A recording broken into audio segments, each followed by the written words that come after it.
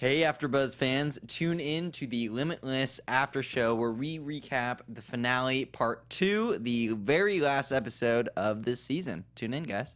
You're tuning into the destination for TV superfan discussion, AfterBuzz TV. And now, let the buzz begin. We are opening in on Taylor Swift yet again for the Limitless After Show, guys. This is the last one, the finale part 2. Squad Girls. It's crazy. Right? We started in September, and now we're here. It's been a long run. Like we've had what 22 episodes. Yes. 22 episodes. thankfully- Unheard of in television nowadays. Yeah, I mean, things like a full season now is like 12, 13 maybe is kind of considered long for obviously this is on a major network, so it can last longer. But it's had quite a run. We've had a lot of ups and downs, a roller coaster of emotions, if you will. I'm gonna miss you guys. It's been a fun ride. It has been. Absolutely. It has been. Let's save the tears, though. Let's recap the episode. Let's do it. We cut to Brian. Who are you, by the way? I don't even know anymore. Without Limitless, who am I, Yeah. Frank? I'm your lead host, JB. You can follow me at HeyJohnBlake. Who are you, Frank? I am Frank Maiorana. You guys can find me on Twitter and Instagram at Let's Go Frank M. Who are you? I think my name's Amanda. Okay. Hopefully I can Nice. say my Twitter Yeah. name. I haven't been able to this That's entire true. season. But you can find me at Amanda FTA31. Nice. Yeah. I said it Hopefully. Got correctly. it right at the end. I'm so proud. Nailed it. Better late than never, right? You know what? Seriously. And now I'm probably going to change the name, but it's fine. Well, yeah, I mean, even though this is the last episode, we still want you guys to comment on the YouTube page, like us on iTunes. That definitely keeps other shows at AfterBuzz going. Hopefully this episode gets a season 2 of Limitless, and we'd be back for that as well. But, again, getting to the actual episode we all just watched, or hopefully, if you haven't, there's going to be massive spoilers, so pause, watch that, and come back to us. We cut to Brian back at the CJC. He's kind of getting his way back in there. He really is very passionate about finding Piper, righting the wrongs, finding Sands. I mean, because it's been sort of a whole season story arc with these characters, this is very deep within Brian, I feel like. And like it's easy to tell and sympathize with Brian about how much he wants this. More so than other cases. I don't think he would risk the massive hangover that NZT gives you, as his immunity shot is wearing off, if it wasn't something he, felt in his heart that he needed to do. Piper, helping, obviously, being so attractive and cool. Right? I Amanda? think his heart is something that's very important about this episode. Yes. It's a huge theme in this episode, his morality, his emotional maturity, and it just was so apparent when he said that he would die in order to find this woman. You don't see that every day. And I honestly, I mean, I thought about it while I was watching it. Who in my life would I die Yeah. for? There are a few people, you probably know who you are, but you know what I mean? Like, who are those people that you actually would be like, you know what, I'm going to keep taking this drug that could probably kill me in order to find the person I love? That's insane. Yeah, he's very driven, and if Yeah. anything, this episode was just the penultimate, not the ultimate, the penultimate, the ultimate example of what you're talking about, Amanda, which is that Brian has this totally selfless streak within him, and his scene between him and his dad, I thought was one of the best moments of this episode, when he says, I've been doing this to help people. That's why I've been doing this whole thing, and I'm sorry I've lied to you, but my reasons are true and they're pure, and you're right. I mean, he will go to the ends of the earth and beyond to try and find Piper and get her back. So yeah, if anything, this was the showcase episode for Brian as a character, and summed up, I thought, the season very nicely for that character specifically. Correct. Yeah, it's interesting. I mean, we may be talking about this theme throughout our recap because the creators obviously had to go into this knowing that they may not be picked up for a second season. And again, all of our fingers are crossed for that to be a green light because I love the show overall, and I think it definitely has a lot more stories that they could tell But it's interesting where they do try to kind of close a lot of circles and make a conclusion if it is just, you know, a one-off season. Like, you can't leave too many untold stories. Yeah, but there was a lot left on the table Oh, at the end of this absolutely, episode. absolutely. I thought specifically one that rubbed me the wrong way was leaving the Sands health issue up in the air. Rebecca says that he may or may not make it. Well, that's a little bit unfair. I mean, we as fans should know whether or not Sands is going to make it or not, if she actually killed him, because that's such a huge factor in this episode and in this season is Sands really gone? I get that they're trying to create a cliffhanger so you come back for a hypothetical season 2, but this episode was zero Mora and it was all the hunt for Sands. And so for his outcome to be mysterious or unrevealed to us feels like I feel cheated as an audience member, because I invested all this time, this whole season, a lot of the past few episodes, in finding out, you know, what's going to happen with Sands, and Rebecca shoots him, and we don't know what happened. And you're right, if there is no season 2, we'll never know what happened. So I think in a way, I felt like, you know, a little bit cheated not knowing what happened to Sands. And not in a way that makes me go, oh, I gotta find out, I gotta hold on 4 months and then find out what happens in September. It made me feel like, you know what, we probably should have known that. And I think in the landscape of television right now, how it's so geared towards cable and shows like where they have a beginning, middle, and end, and the writers know where they're gonna go. Yeah. Network TV is starting to become a bit predictable. Everyone, you know, as a fan, you start to understand what's going on. I mean, I know it's probably just from watching so much TV in my life, exactly what the writers are doing. Yeah. I mean, you even said it, you're like, I know they set it up as a cliffhanger, but this is how I feel like as far as the story. And I think with Netflix and, you know, even AMC and things like Breaking Bad, where they were like, we're gonna do 5 seasons, then we're done, the story's over. They don't do that in network television. Network television, you know, your CBS, your ABC, your NBC, they kind of play with you, and you kind of know what's going to happen. Yeah, and I think that gets to a missed opportunity for us as an audience to reward us for investing in this Sands character and storyline, to say, here's what's happened to him. I think him in the hospital and being near death, or he comes out of it, I think there's a fantastic scene possibility there that was missed in this episode. The last half was really, really interesting to watch. I thought once they figured out where the NZT factory was, the last half of the episode was great TV and a lot of fun to watch. I thought the first half was largely forgettable, but I really enjoyed the point from after they found the factory and Piper coming back and seeing him in his house. I completely agree with you. The first half of the episode, I was losing my interest just because it was another case, and I didn't want that. I just wanted the loose ends to be tied up. I wanted it to be a season finale. I was getting ready for the end. I know they had to set it up, but the procedural part of it, element, that whole thing. And this is not to bash the show. Yeah, I mean, I don't know if there weren't so many procedural things. One thing I wish there was more of, because they definitely set it up in the last episode, was Clay Meeks. I mean, we went on this whole chase for him. They found him. They interrogated him. And it ended up kind of leading them down a path. When we were first introduced to him, you know, he's a very interesting character. He like fabricates these pills. He's like a physician.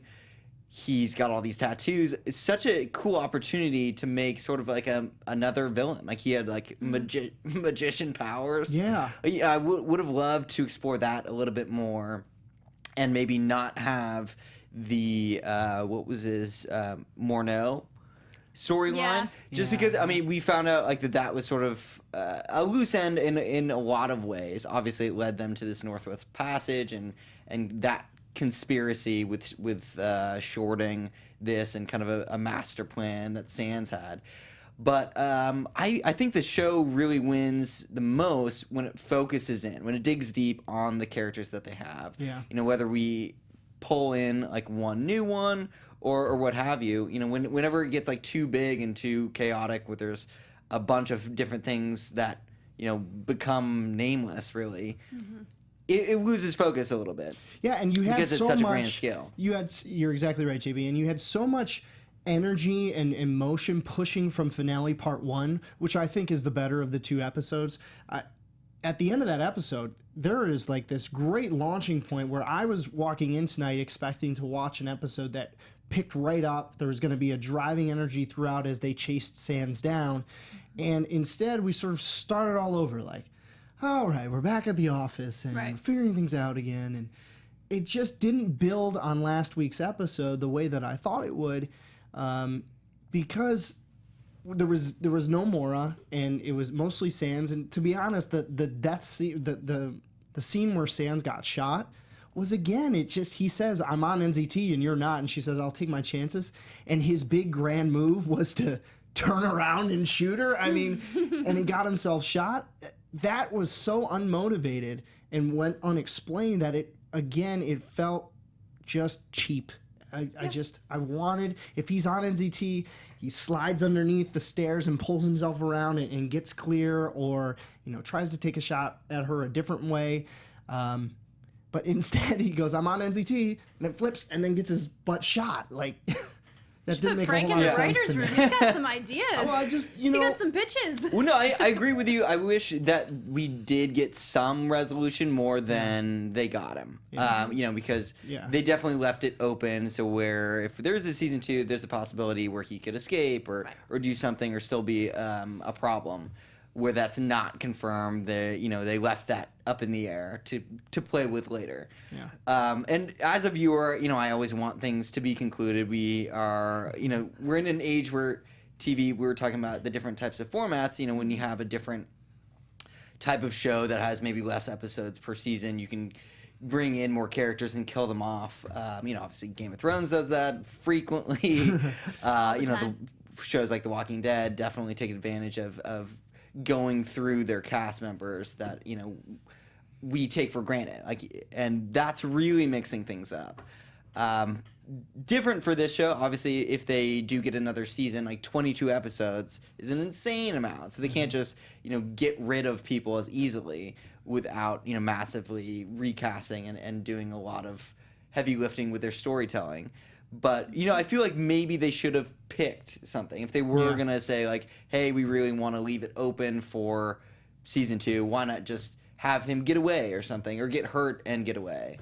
Yeah, exactly the point. Yeah, I agree with you. He could have gotten shot and ran away and got out of there somehow. But I half expected him when he said, I'm still on NZT. Right. I have to expect him to shoot like a bullet off the wall and have it go back at her or something, like some sort of smart way where creative. Otherwise that line is totally pointless if your whole plan is to turn around and try and take a shot at her. I think that... And then she's faster than you on NZT. That's a little... It's a little not believable. But we've seen with Brian on NZT and others on NZT is they always have a smarter way of figuring things out. And Brian builds these complex models. We saw it again this episode. Again, creatively very interesting to watch, to look at. But I thought there were some unmotivated lines in the biggest moments of this show in the season finale where... Why does Sans say that he's on NZT and then turns around and gets himself shot? I mean, that was just a big turn-off moment for me, because I really care. I honestly do care about the show and about the characters. If I didn't, I wouldn't be so animated about it right now. Mm-hmm. But you're right, JB. I mean, there's so much potential in the show in just the characters that are there already.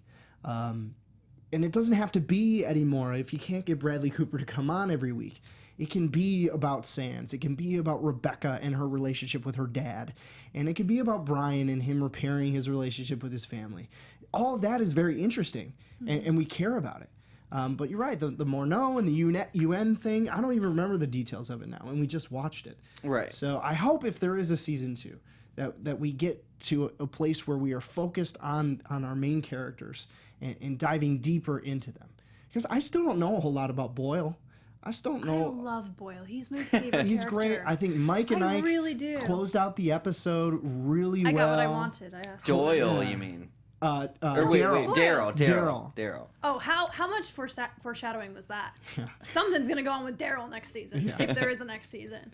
I did like. I don't know if it's good or bad, but something's happening. I will say I did like the way that the show ended. It was sort of an homage to character acting and highlighting the people who've made an impact. Exactly. I mean, the montage, we have to have a huge shout out to Michael Devine. Yes. Who watches our show. I mean, we're obviously a huge fan of him as the tech guy in Limitless, but he has been tweeting at us. We love you, Big Mike. Thanks, Michael. Thank you for the shout out. We appreciate it. And his line in the montage was just great. Yeah, no. It made me love his character even more and want him to come back. So perfect. I really hope that it is true, like that he would play video games enough to really cause a change. Oh, I'm sure. But I do have to point out in this episode, I really felt like there were some great acting moments for Jake, for Jen. Like I feel like there were some really great moments. I think it was the writing. I think it was the direction. I think they took a lot of quieter moments than usual. Like it's usually so not fast paced, but there's a lot of commotion going on. And I really feel like they dove into some quieter moments, like Frank, you said with his dad. That was a great scene. His last scene with Piper was absolutely amazing. Mm-hmm. His scene with Rebecca was great. So I do think that for me that was interesting to see Brian grow as a character, but also Jake grow as an actor, and just really have some amazing moments throughout the especially the end of the episode. Yeah, I totally agree with you, and I think again, this gets back to my point about just keeping it simple. You put two of your main characters in a room together and they talk about what's going on between them. You're right. I mean, that scene with Rebecca and Brian in the car was really well scored and composed. Mm-hmm. I mean, I thought the music really added to it. I was getting chills a little bit watching that scene. I felt the music really added another layer to it, and Rebecca was on the verge of tears. You could see it. The acting in that scene was amazing. It was it's such an emotional thing. Obviously, they were like, they've had a complicated relationship, you know, going back and forth. We've had Team Brecca conversations. Mm-hmm. You know, they are also like brother and sister. They work together, so they're very, you know, respectful of each other. And to see that sort of end is sad. I mean, it's definitely reminiscent of how we feel walking away from them as a whole with this season ending. And I'm sure it's an emotional day on the set too. You know, you're shooting the last episode. Right. You don't know if it's coming back or not. I think that could also attribute to the really sincere moments, genuine moments. Yeah, I agree with you, and I think the show has a ton of potential, and we've talked about it all season long. There have been episodes where we've been sitting on the edge of our seat and just like totally involved in what's happening, and that's not when Bradley Cooper is there. There are certain episodes I remember where, you know, we've talked about where Brian is interacting with his family and helping Sans out and having an action all his own, and it's a really redeemable character. It's somebody that I enjoy watching. That you root for, who is easy to root for. So there's a lot there to like. JB, I want to know from you personally, you know, you are kind of like you said, you're walking away from the show now. It may be back in 5 months. If it comes back, you know, what are you looking forward to the most in a potential season 2? That's a very good question, Frank. I'm looking for...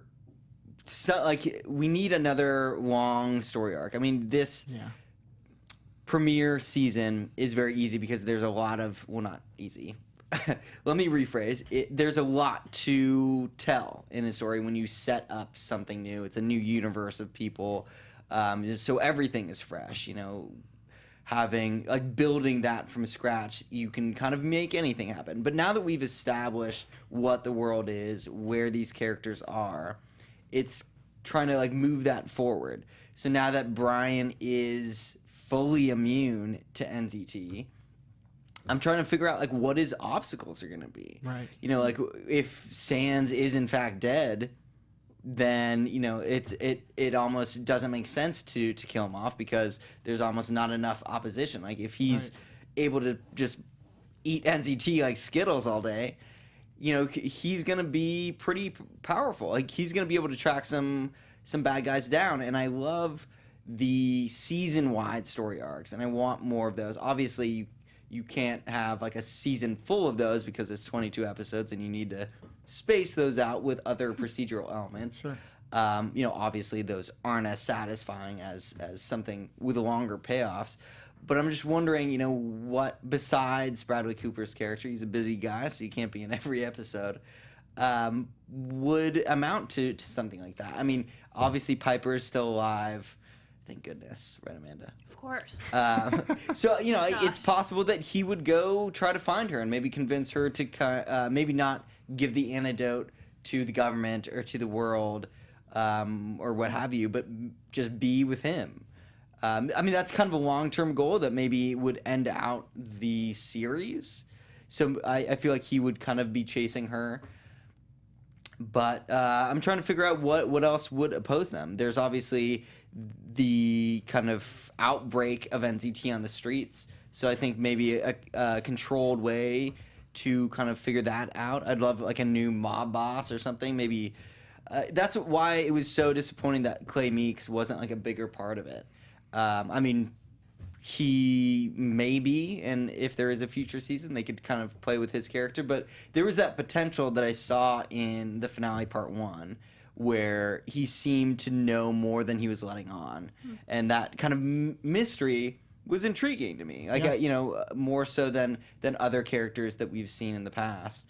I really want, like, more villains. We had a great scene of them sort of like in a live volcano like conference room, all wearing like supervillain get-ups and capes, where they know what they're building, I guess, in terms of enemies, but I didn't see them plant enough seeds for what could be coming. We saw what's the one guy's name that Barlow, Baru. We don't know. Yeah, forgot. Sorry, it. JB. See, that's exactly my point. Like he was in the Volcano of Doom, and he was in the finale part 1 a lot. But like because they didn't even acknowledge him enough. I mean, granted, they have a finale to tell, so I get that there's time constraints. But I would have loved to invest a little bit more in a few characters so we know sort of who's possible enemy next season, if there is one. Yeah, my main concern is if you're a new person tuning in tonight for the first time, are you coming back for season 2? I thought that if this is your last chance as a creative team to make an impression, and they were shooting this episode as late as 3-4 weeks ago, so they knew their status then, and I don't know that this episode specifically went out the way that they wanted it to, or attracted enough viewers to say, yeah, let's come back. I think last episode did. I thought part 1 was really solid. But I think if you're coming in and you're watching this episode and you go, oh, there's a finale tonight, and CBS was promoting it heavily. If you've turned on CBS or watched any other shows on that network the past week, it's been there's been teasers all throughout all their shows. So I'm sure they attracted some new viewers tonight. It'll be interesting to see what the ratings are, because you really need to leave a good impression on those people to get out there and tweet at CBS and tell them, we want a season 2. I don't think the first half of this episode made that impression. I'm hoping those viewers stuck around long enough to see the second half so that they can interact in that way. I think it's hard too when you have a part 1 and a part 2. Yeah. Because if you go back to 3rd grade and you think about story arcs, you have a climax, then you have the resolution. Do we have to go back to 3rd grade for that? 2nd grade, whatever. College, maybe for you. Yeah. Just kidding. I just learned that now. So I feel like when there's 2 episodes, in this case, the climax kind of happened in episode 1. Right. The end of episode 1 was finale part 1? Of finale part 1 was kind of the climax, and then this episode to me felt like more of the resolution with a little bit of procedural put in there, and then just a tad bit of sans chaos, or not chaos, but action to keep us happy. Yeah. That's how I felt this episode. Like this episode was about like tying up a lot of loose ends, having a lot of resolution, and then they knew they had to put in some elements to just keep it the show. Right. Which, I mean, I feel like the bar was definitely set high by finale part 1, and so that's part part of my frustration because I was hoping for something as good or better. Yeah. But because it was so good, that's sort of the problem. Like they're a victim of their own success a little bit. I would have loved this episode to be as good, but when you're in the editing bays and kind of creating the episode, you can either have two mediocre episodes by spacing things out, or you can have like one stellar one and one that just is there for more purpose. Right. And TV moves so fast. I mean, they were prepping part 2 when they were shooting part 1 Right. type of thing. So it's like you barely even have enough time to really figure out, like, if something doesn't work, you really don't have that much time to fix it. That is true. And TV is tough. It's especially network television. it is tough. And in my opinion, honestly, if I could pick one episode to be the finale episode of this entire season, it would have been the episode that when Bradley Cooper and Jake McDorman had a discussion and they discovered that Sands was rogue and on his own, and then you end the season in that conference room with Sands turning around in the chair with his army of people. I mean, to me, that is like such an organic and like wonderful way to end a season with a brand new revelation, and that would keep me coming back for next season and see what's happening.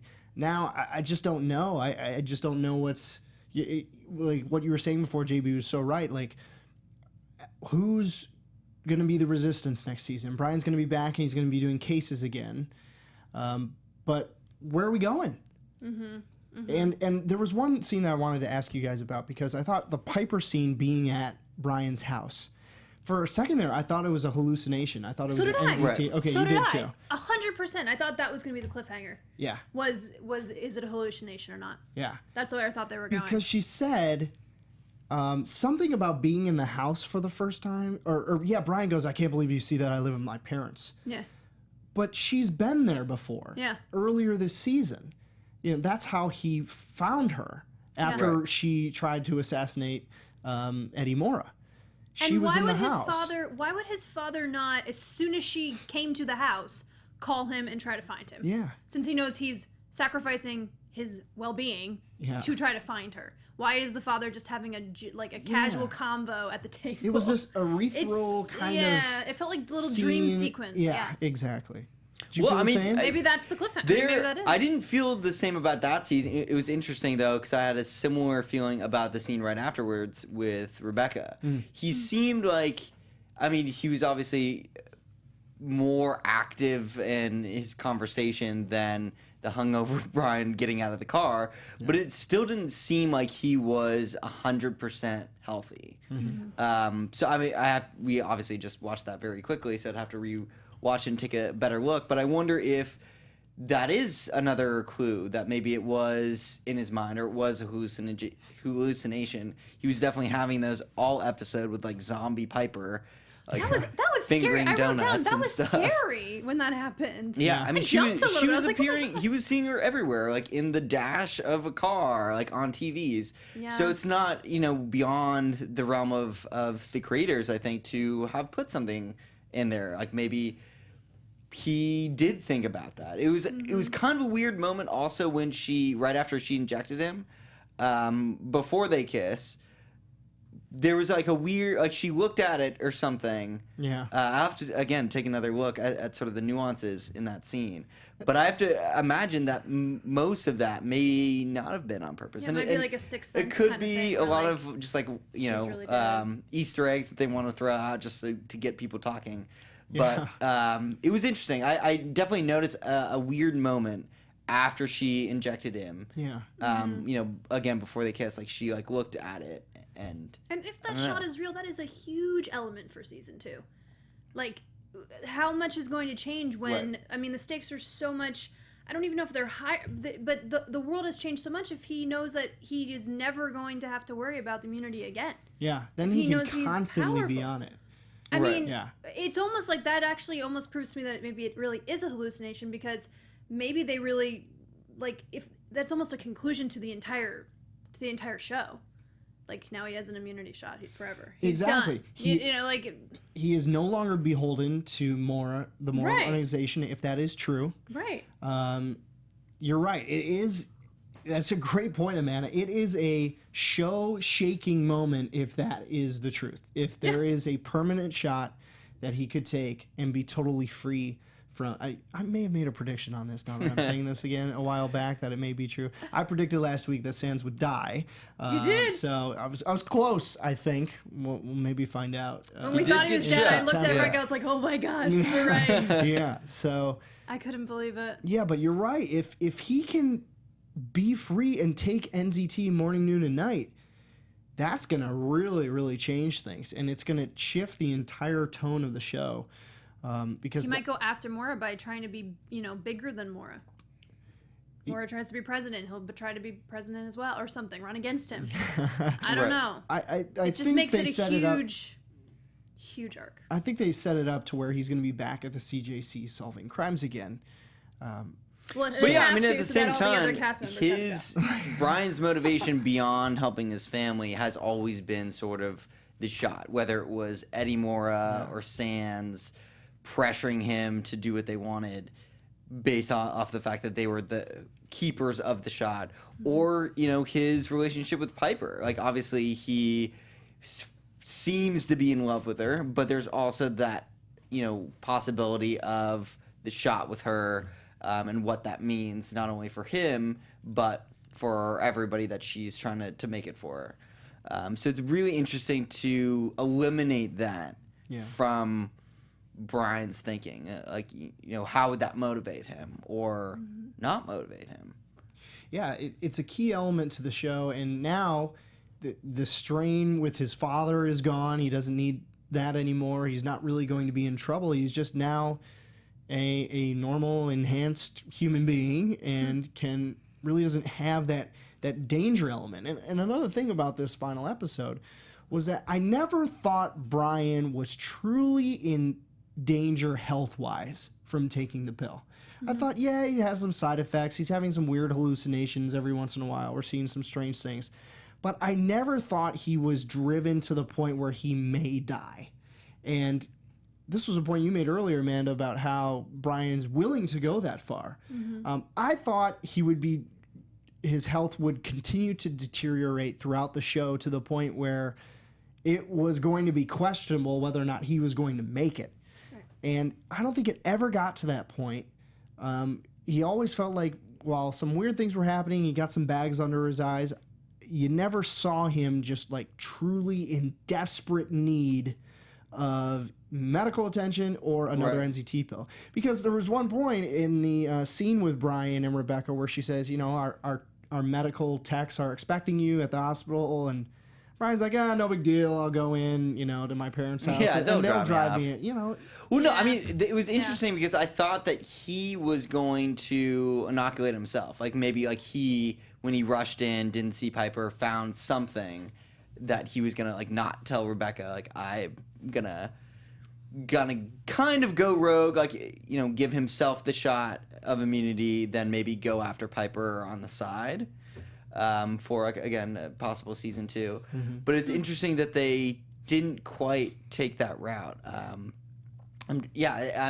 trying to figure out, why their decision makings were such. In the beginning of the episode, we saw that he was going to have side effects. I agree with you, Frank. I would have loved to see sort of the race against time. Yes. As an element throughout the episode, him physically deteriorating and not being able to continue, and then maybe crawling to the end or something. No, I agree with you. It's a much better way to put my very long-winded explanation. I mean, we've seen it. There was an episode early on in the season that had the very physical effects where he couldn't even walk. He could, his vision was so blurred that he could barely even move. Yeah. And it was that type of a hangover. I feel like many of us have experienced similar things. Never. Maybe not that intense, but. You can definitely be physically affected, and I would have loved to see the upper end of that as everything came crashing down, and it was just sort of a photo finish of, is Brian gonna even make it alive? Yeah. And then we could that would have been a very satisfying ending. Yes. I feel again the writers definitely had a lot of story to tell. So I don't know if there was enough room, but I feel like that could be on a wish list a very cool episode. Yeah, I mean, instead of taking the time out to show some finger coming out of a donut, you can like see like Brian's like physical being deteriorating and really. Yeah, I mean, he had some stomach really falling pains, but it apart. didn't really affect his case solving or helping His skills. judgment at all. is available. Yeah, his ability to move around and get around to the different spots Yeah. where they needed to get to. He just seemed like he was, kind of like after JB after a weekend on Saturday. Like you're hurting a little bit, but you can make it out. JB on a Sunday morning. That's pretty right, much, JB on Sunday morning. In a nutshell.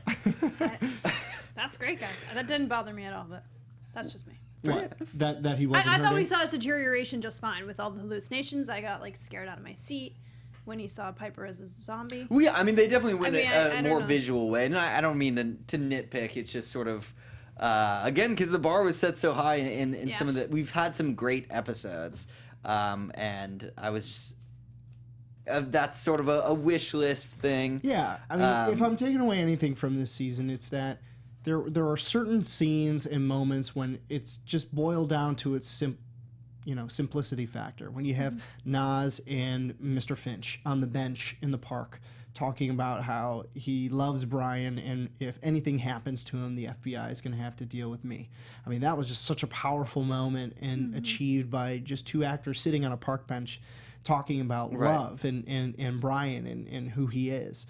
And, Rebecca, talking with her dad, when she's on NZT. Those are the moments that are going to stick with me when I think about this show, because you're right. When this show gets it right, it really does get it right, and we really care about the people who are involved, and Brian and Rebecca and Boyle and these characters we've really invested in, we really like, and it's interesting to watch. So what I'm walking away with from this show is not necessarily what's going to happen with Mr. Sands, but that the acting is there, and when things come together, it can be a really powerful moment that we see on screen. Agreed, and there were some really great moments today, especially when Rebecca told him that, I wrote it down, that he's more mature emotionally and morally than anyone she knows. And I just thought that sums up everything we've been saying this entire season about how he, at his core, is a good person. And yeah, he's a little bit of a jokester, he's a bit of a prankster, he's a bit of a lazy stoner. But at the same time, he's more okay with himself than anyone else I've seen in a while on television. He's a really true heroine, Yeah. Credit Jake McDorman for playing a role that is not really easy to play. I watched him in American Sniper before we went on the air in September, JB, and it's a lot easier to play the sarcastic military guy who is like cracking jokes with his buddies. It's a lot harder to be this altruistic, funny man, creating jokes in a non-dirty way without bad language and just having the dramatic or the comedic ability to create these moments. And I thought he did really well with it. I thought, Brian does not seem like an easy role to play to me. And while you're keeping it interesting, because when you play these stoic characters, when there's not a whole lot to go outside of yourself, it could be a lot more difficult as an actor, and I thought he rose to the challenge. Right. No, I'm really glad that you brought that up, because it seems when you're just watching this as a viewer, that it is easy, and great actors do make it look easy, because he seems like a normal guy. He seems like a guy we'd all like to hang out with. Yeah. But when you do take it apart, like what he's doing with that role, and a lot of the actors definitely play their role as well, because this show fits so well cohesively together, and no one really overshadows another person. Like Brian's character, who is the main character, kind of has to be the glue that holds everybody together, can very easily be overplayed. Like he's got a bunch of jokes written in his script. Maybe they have opportunities to ad-lib a little bit. Yeah. I feel like his role especially could so easily be pushed to the way of slapstick, of way in your face, and just loud obnoxiousness. But he dials it down, and he kind of makes it a very humble experience where you always want more from Brian. It's it's an interesting way to be like a lovable character, to be, you know, self-deprecating in a lot of ways, to be smart in a lot of other ways, but unassuming as well. And like all those subtleties, I think really add up to a lot. And a lot of the other characters too. I mean, Rebecca's character does the same thing. Boyles, you know, definitely doesn't have a lot of lines, but he accomplishes a lot. Even Nas, I mean, we like barely get anything from her, but I feel like we know a lot about her and who she is. I'd like to see more from her next season if there is one. I liked when her daughter was there. And, of course you did. I mean, everyone loves her daughter. I love Nas. I love Boyle. I also think it looks like it's a fun set. It looks like people are having a good time. Yeah. I think it's a show that nobody is taking themselves too seriously. I don't think it's a show where they're... I could be completely wrong, but it doesn't seem like a show where there's a lot of ego. Like, I think from what it seems like, the cast probably gets along. It seems like it's a good... It's a job and they're all happy, and it just seems like a fun, happy set. And kudos to them all. I thought, you know, just one final note on Jake is that coming into this season, he wasn't a household name. And when you're the lead actor in a new network TV show, a lot of times these networks don't want to take risks on unknowns. They want a star, you know, a movie star who's going to come back on TV.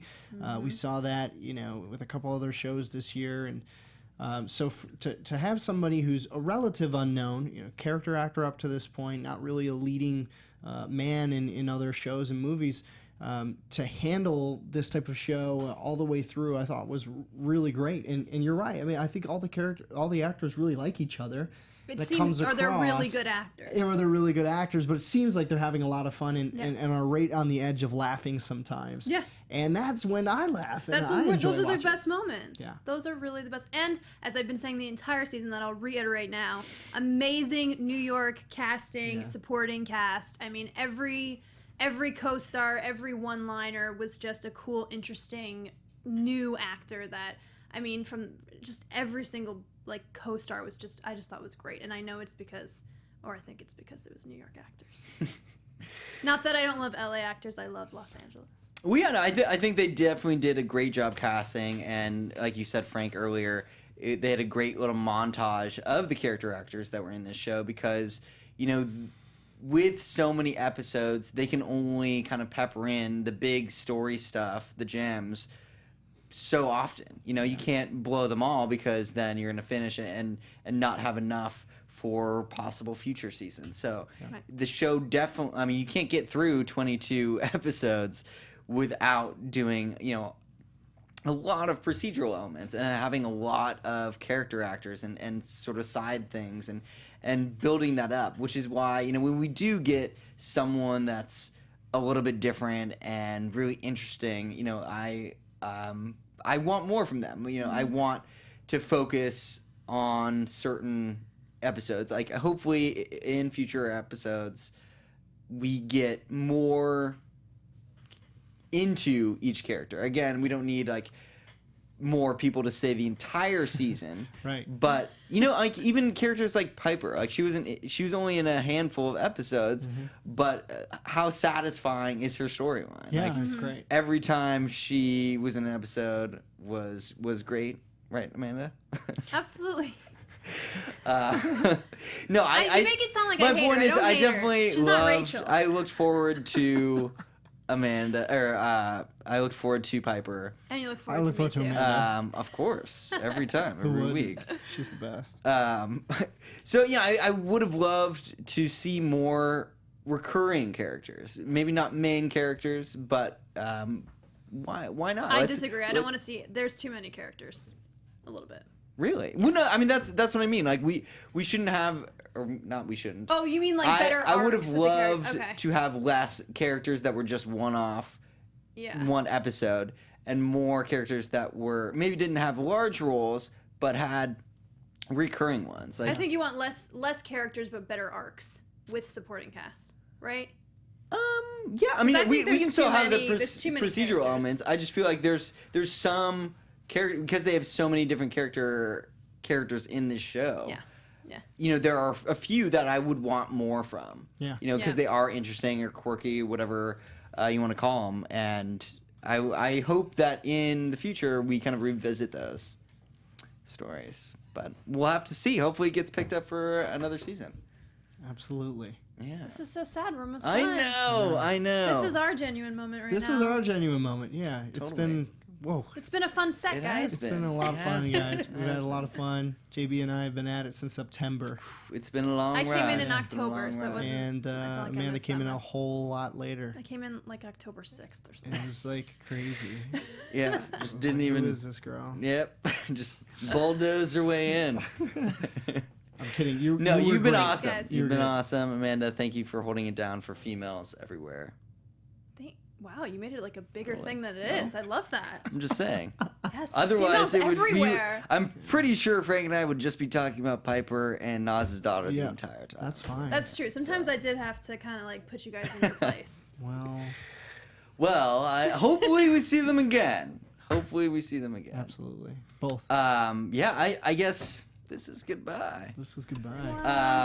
Where can the people find you guys? Yeah, thanks for tuning in all season long, everybody. It's been so much fun watching and experiencing the show with you. I am Frank Maiorana. You can find me on Twitter and Instagram at Let's Go Frank M. And I'm Amanda Richards. You can find me at AmandaFTA31. It's been a great season. Thanks, guys. Nice. Are you sure that's it? You I sure that's promise the Twitter that's the account? Twitter She's gonna get account. a better one. Go Amanda. Awesome. Go Amanda. Or Frank. Or I am Amanda. Go. Amanda. Amanda. Okay. We'll figure it out by next season. Totally. You guys can find me, JB, at Hey John Blake. And again, please remember to rate and review all your shows at AfterBuzz TV. We love to hear from you guys. Comment on YouTube, SoundCloud, wherever you listen to it. We thrive on that stuff. Stay tuned. Love you Hopefully, guys. we see you guys back for See you season next 2. See you next season. year. Next time. From executive producers Maria Menounos, Kevin Undergaro, Phil Svitek, and the entire AfterBuzz TV staff, we would like to thank you for listening to the AfterBuzz TV network. To watch or listen to other after shows and post comments or questions, be sure to visit AfterBuzzTV.com. I'm Sir Richard Wentworth, and this has been a presentation of AfterBuzz TV. Buzz you later. The views expressed herein are those of the hosts only and do not necessarily reflect the views of AfterBuzz TV or its owners or principals.